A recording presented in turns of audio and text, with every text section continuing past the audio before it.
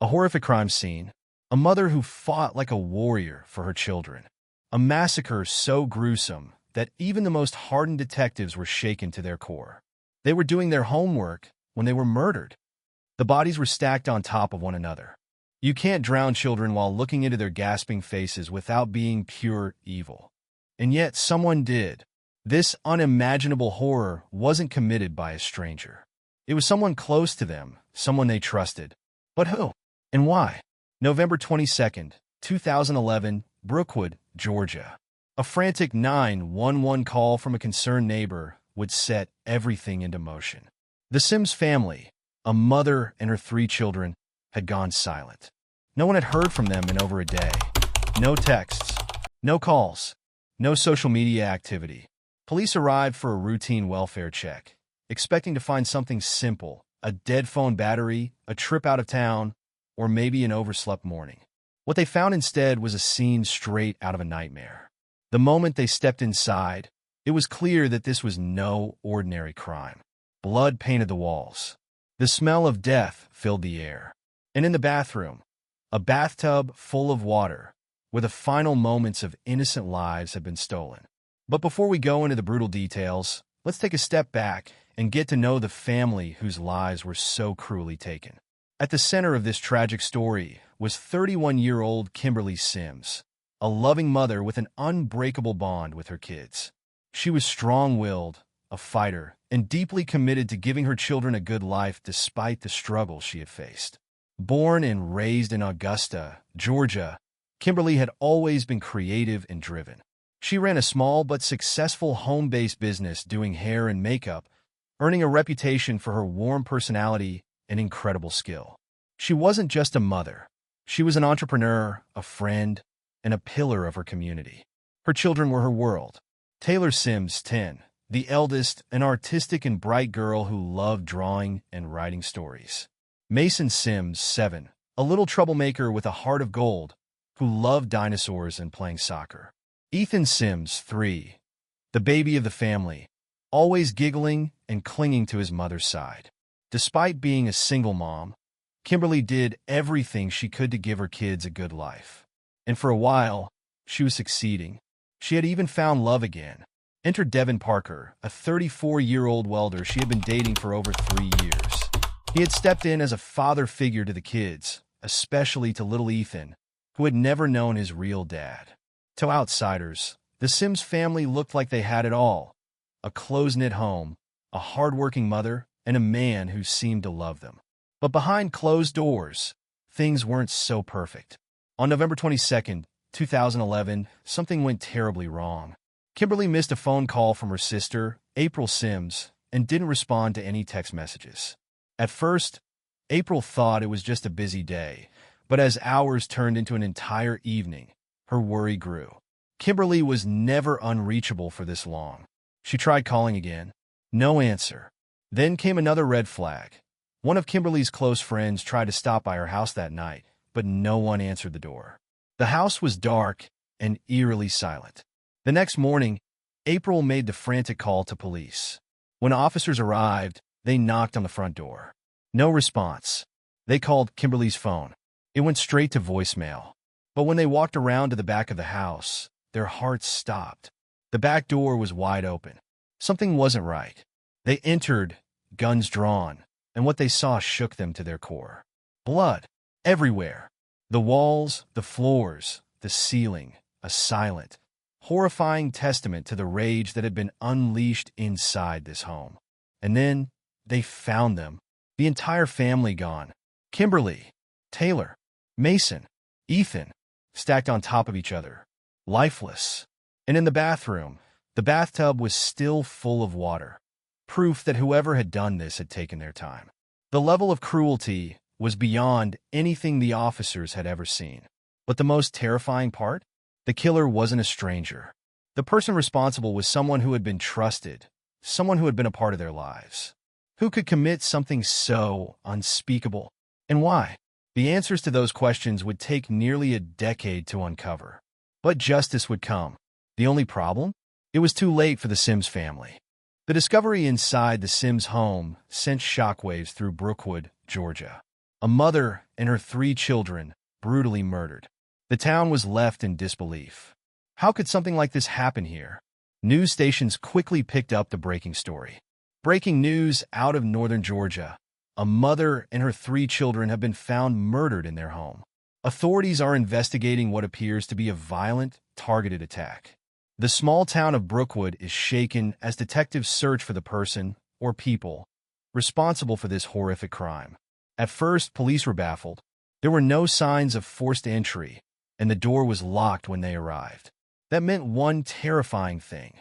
Whoever did this wasn't a stranger. They were let in, or even worse, they already had a key. As investigators combed through the crime scene, one thing became clear. Kimberly Sims fought like hell to save her children. The trail of blood told the story. Kimberly had tried to escape.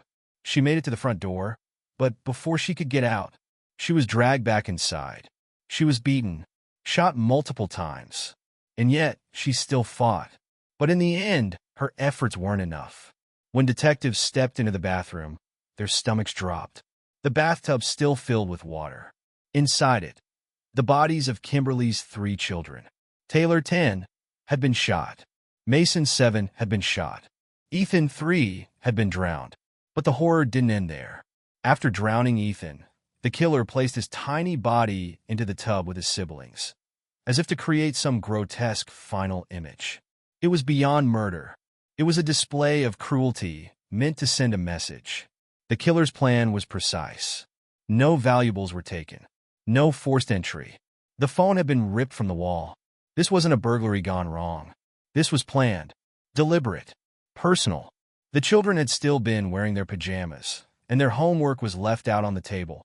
Proof that the attack happened just as they were settling in for the night. They never saw it coming. Whoever did this made sure there was no chance to call for help. And they made sure no one walked out alive. Who would do this? With the level of rage displayed, investigators knew. The Sims family knew their killer. So who had the motive? One name immediately stood out. Devin Parker, Kimberly's boyfriend and the father of her youngest son, Ethan. Authorities brought Devin in for questioning the same day the bodies were discovered. If you're wondering, was their relationship rocky? The answer is yes.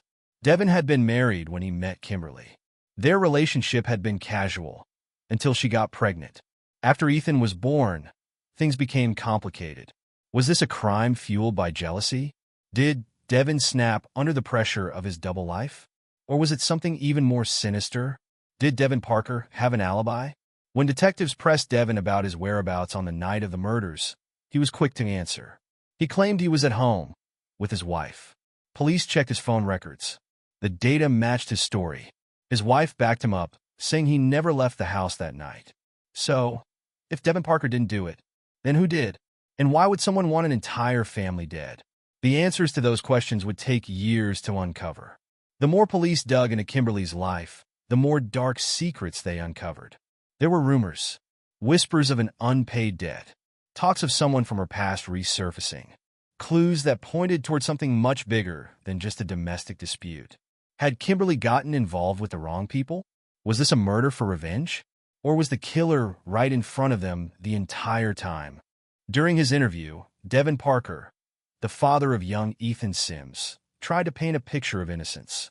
She was a good woman, Devin said about Kimberly Sims, the mother of his child. She was sweet, kind-hearted, and would do anything for her kids. Yet, as detectives continued questioning him, something felt off. At one point, Devin asked, "How did Ethan die?" To the investigators, that was a red flag. Why would a grieving father ask for details about his son's death in such a detached way? Shouldn't he already know how his child was murdered? Some officers believed this was the action of an innocent man, someone genuinely out of the loop. But others weren't so sure. Was Devin just pretending to be shocked? Or was this question a subtle way to gauge how much the police really knew? Devin told detectives he and Kimberly had met about 4 years prior at a gas station in Brookwood, Georgia. At the time, Devin was married, but he admitted that his wife didn't know about his relationship with Kimberly. And according to him, Kimberly didn't care that he was married. But that's not the whole story. Other sources painted a different picture. Devin's marriage was already falling apart. He and his wife were reportedly living separately, and his relationship with Kimberly wasn't just an affair. It was an escape from a crumbling home life. So, while Devin made it seem like Kimberly was comfortable being the other woman, the truth was much messier. She hadn't been stealing a man from a happy home. She had walked into a chaotic situation where the lines between right and wrong were already blurred. As detectives spoke with Devin, they noticed something strange. There were scratch marks on his pinky finger. When asked about them, Devin didn't hesitate. "I got into a fight in Atlanta," he said. He claimed he had been in a gang altercation, even saying he had been shot in the stomach during the incident. To prove his innocence, Devin volunteered his DNA. His calm and cooperative attitude made investigators hesitate. Was this the behavior of a guilty man? Or was he simply a father caught in a nightmare he had nothing to do with? There was one huge detail that investigators couldn't ignore. Devin wasn't 100% sure that Ethan was his biological son. Even though a court had ordered him to pay child support, he had always doubted the paternity. Had this caused resentment? Had years of paying money for a child he wasn't sure was as built up into something dangerous? Or was he truly an innocent bystander who just happened to be connected to a horrific crime? Devin stood by his claim. He had nothing to do with Kimberly's murder. He insisted that the last time he saw her was 2 days before the attack. And, most importantly, he had an alibi. The night of the murders, he was home with his wife. Was there another suspect? With no solid evidence against Devin, the police turned their attention back to the crime scene. And what they found changed the course of the investigation entirely. Inside Kimberly's home, they discovered a stack of love letters. But these weren't ordinary love notes. The sender? James Carlos Santos, a known drug dealer in Georgia with a dangerous reputation. And where was Santos at the time? In prison. Even from his cell, Santos still had influence on the outside. When investigators interviewed him, he made a bold and terrifying claim. "I run things. Even in here, people listen to me. Kimberly was part of my operation. She was working for me." Detectives didn't know whether to believe him, but if what he said was true, it meant that Kimberly's murder wasn't personal. It was business. Was Kimberly involved in something dangerous? Had she crossed the wrong people? And, most importantly, had her children been murdered as a message? Santos claimed that Brandy had been stealing cocaine from his drug operation, and when he found out, he ordered her entire family to be executed. But did he really? Detectives were skeptical, especially when Santos tried to back up his claims with letters and emails he supposedly sent to Brandy. He even said he had proposed marriage to her, as if they had a deep, committed relationship. Yet, when investigators dug deeper, they found that this so-called relationship was entirely one-sided. Brandy had never been romantically involved with Santos. In fact, she had barely interacted with him at all. One of the biggest red flags in Santos' story came when detectives asked him to describe Brandy physically. You'd think that if they had such a close relationship, one that led to murder, he'd be able to recall details about her. But instead, he struggled. The conversation went something like this. "Detective, what did she look like?" Santos, "Oh, I can't really remember." Detective, "This is a woman who supposedly ran drugs for you for years. You don't remember what she looked like?" Santos, "I told you already. She was a dark-skinned black woman." His response was too vague, too detached, for someone who claimed to have such a deep connection to Brandy. And that's when investigators realized Santos was lying. Detectives weren't the only ones suspicious of Santos's claims. A psychiatrist evaluated him and found that he was delusional, a pathological liar who had a history of making up stories about crimes he didn't commit. It wasn't just that he embellished details. He lived in a fantasy world where he imagined himself as a powerful criminal mastermind when, in reality, he was just a guy sitting in prison telling tall tales. His claims wasted valuable time in the investigation. And even though his story fell apart, it opened the door to another possible lead, one that took detectives far beyond Florida. A drug connection overseas? One of the most promising pieces of evidence in the case was DNA found on the phone cord in Brandy's house. When the sample was run through international databases, it was flagged as a potential match to a convicted drug smuggler living in Italy. This man, authorities believed, was deeply connected to a notorious cartel. Could Brandy's murder have been a drug hit?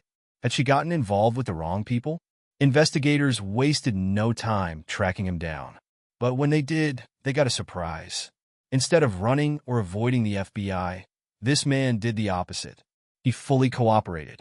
He agreed to meet with FBI agents at the U.S. Embassy in Rome and voluntarily provided a DNA sample. That kind of openness didn't match the profile of a man with something to hide. And sure enough, his DNA wasn't a match. Another dead end. The drug theory had seemed so promising, yet it was going nowhere. But it wasn't the only strange lead detectives had to deal with. One of the weirdest theories came from the shovel found at the crime scene. Some speculated that it was a cartel calling card, a warning perhaps. But then came the obvious question. Why would a cartel leave an entire shovel behind when a simple ace of spades playing card would have been just as effective? The theory made no sense, and it was soon dismissed. Yet the false leads didn't stop there. Just when it seemed the case was losing momentum, a new name emerged. An informant, Gregory Washington, came forward, claiming that a man named Demario Paramore had confessed to him that he and another individual, Haywood Griffin, were the true killers. But when investigators questioned Griffin, he denied any involvement. And Paramore? Detectives didn't push the investigation further because prosecutors argued that what Washington had heard wasn't a true confession. So just like Santos' story, this lead also fell apart. Who was telling the truth? The case was a mess. Too many people were coming forward with contradictory claims. Some of these so-called jailhouse snitches were likely just trying to cut deals to reduce their own sentences. But the fact remained. Brandy and her 3 children had been murdered in cold blood. And somewhere out there, the real killer was still walking free. With the cartel theory debunked and the so-called jailhouse snitches discredited, investigators shifted their focus back to the suspects closest to the victims. At first, they considered the father of the twin girls, Tamaya and Tania. However, there was an immediate problem. He was incarcerated at the time of the murders. While sources confirmed that he was devastated by the loss of his daughters, it was clear he had nothing to do with the crime. That left one last suspect, the only person who had both a motive and the opportunity to commit this horrific act. Henry Segura, the perfect suspect? Investigators had already interviewed Henry Segura just 10 days after the murders, but this time, they were determined to push him harder. One critical piece of evidence made him the prime suspect. He owed Brandy over $20,000 in unpaid child support. Detectives believed Henry was desperate to get out of this financial mess. And to him, there were only 2 options. Go to jail for not paying. Get rid of the problem altogether. And getting rid of the problem meant eliminating Brandy and their son, Javont. Prosecutors painted a disturbing picture of Henry's mindset. If Brandy died, Henry wouldn't have to pay child support for Javont.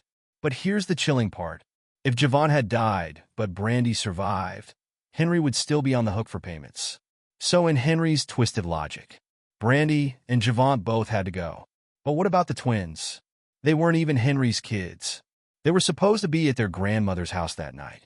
Yet, when Henry showed up to carry out his brutal plan, they were still home. So, according to prosecutors, the 6-year-old girls became collateral damage in a murder driven by pure selfishness. In the second round of questioning, Henry started to lose his composure. When detectives told him they had been interviewing his past girlfriends, Henry got furious. He knew the walls were closing in. Then, investigators hit him with a bombshell: his cell phone data. From the beginning, Henry had claimed he was at home on the night of the murders, and his cell phone records seemed to back that up. But there was something he never told investigators. He had a second phone, a secret phone that he never mentioned. And when police tracked that phone's GPS location, it put Henry Segura directly at Brandy's house the night she was murdered. That changed everything. Now caught in a lie, Henry switched up his story.